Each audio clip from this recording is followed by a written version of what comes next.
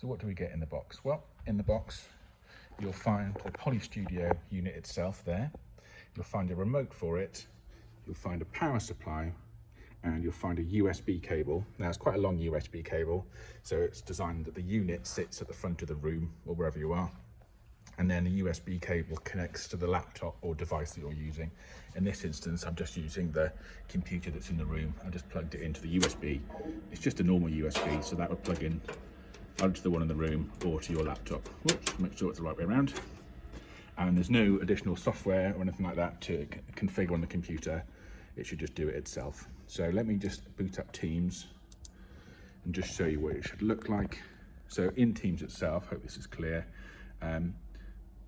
Hopefully it should default over to it, but Polycom is the name of the device. So Polycom Studio Audio, so that for the microphone.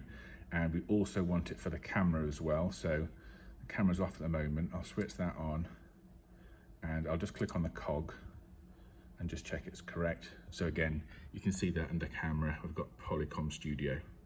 So that's right for there. And then for speaker, which is the sound echo cancelling, whatever that is, yeah, that's the Polycom as well. So Polycom, echo cancelling, Polycom, and that should then work. So let me just start that meeting.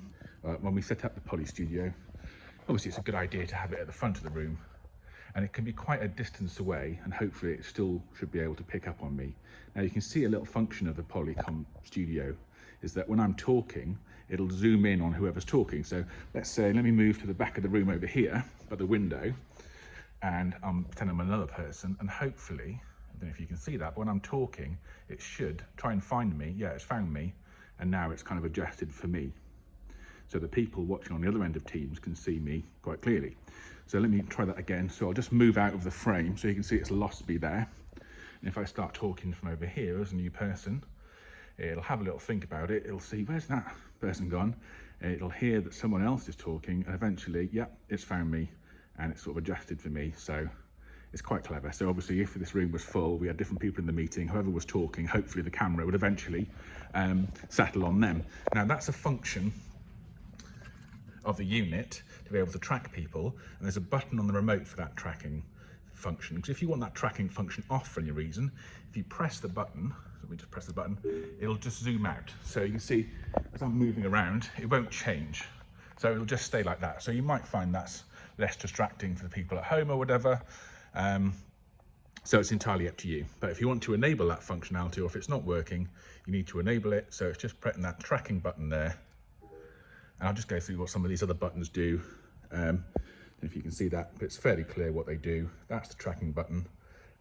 This one is really useful. It's the mute button. So you can see if I just press the mute button there, it'll just mute it on Teams. So I haven't got to go and click my laptop. It'll just mute it, which is really, really good. And obviously that mutes everyone in the room, essentially. Some of these other buttons, don't need to worry about anything else really. Obviously this is the volume button for making it obviously louder and quieter. So the sound is actually obviously coming out of that unit as well. So the microphone's there, the camera's there, and that's where the sound's coming from as well. So that turns up and down, and magnifying, yeah, just magnifies how much zoomed in I am.